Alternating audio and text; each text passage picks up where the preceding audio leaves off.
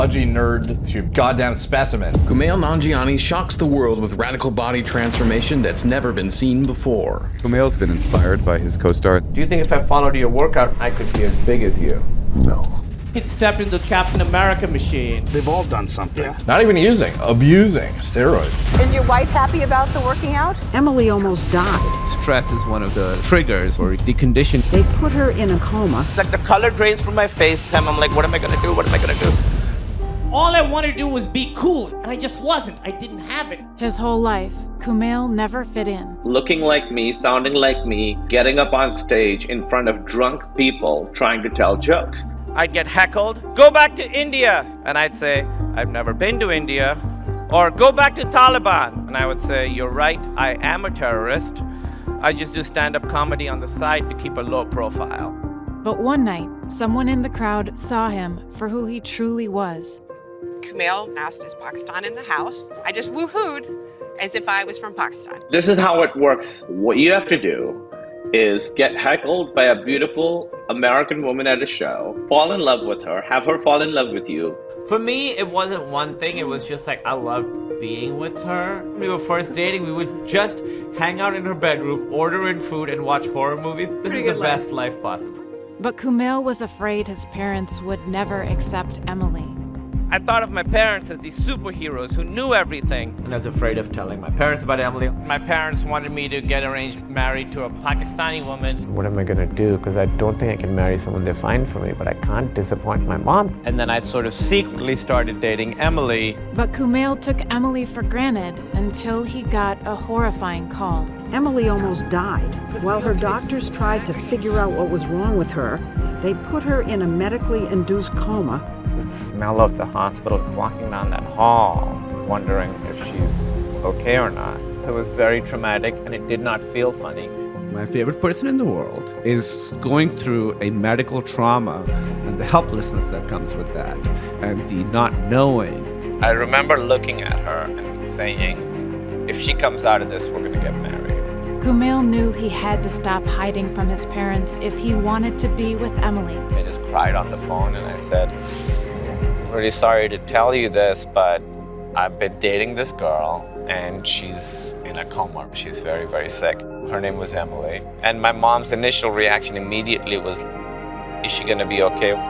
After days of not knowing Emily's fate, Kumail finally got the answer he'd been hoping for. I remember when I got to the hospital one of those days and went in and she was up and sitting on her bed.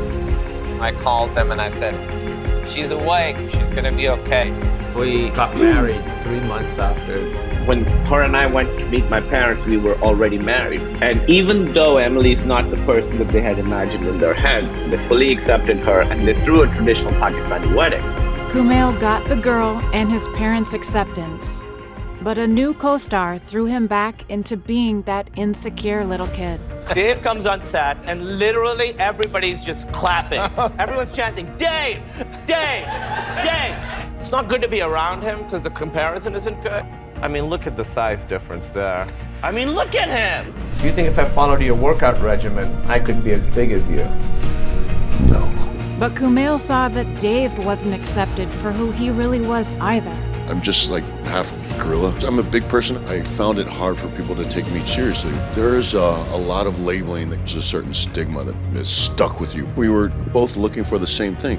For me, it was comedy. Kumail was action. Just want to be able to do all different kinds of genres. That helped bond us together. He gave me lifelong friendship. We're like brothers. And when Kumail got the opportunity of a lifetime, he asked Dave for help. I was playing the first Pakistani superhero in a mainstream Hollywood movie, certainly the first one in a Marvel movie, and it was important to me that this guy looked like somebody who could hang with Captain America. So I just was like, how do you work out? And he kind of sort of got me started. And I just get a kick out of it, getting excited about his arms getting big. You had to go through training. They put no pressure on me. They were like, if you want to do this, you can. Emily was like, you know, they don't want you to do this. You're doing this because you want to do it. I'm like, yeah, I've always wanted to do this. Emily tweeted, my husband works hard for every role he takes, and I'm so proud of him. I always have been. By accepting himself, Kumail found where he truly fit in. Your dad cries whenever he talks about you having this role. I'm getting emotional. to have him be proud of me, it's everything. If I can be like a buff Pakistani guy who's funny, there's nobody else like that. It doesn't matter if other people think you're cool. What matters is if you think you're cool, be yourself. Don't walk differently. Walk like you. Don't pretend to be someone else. Be yourself.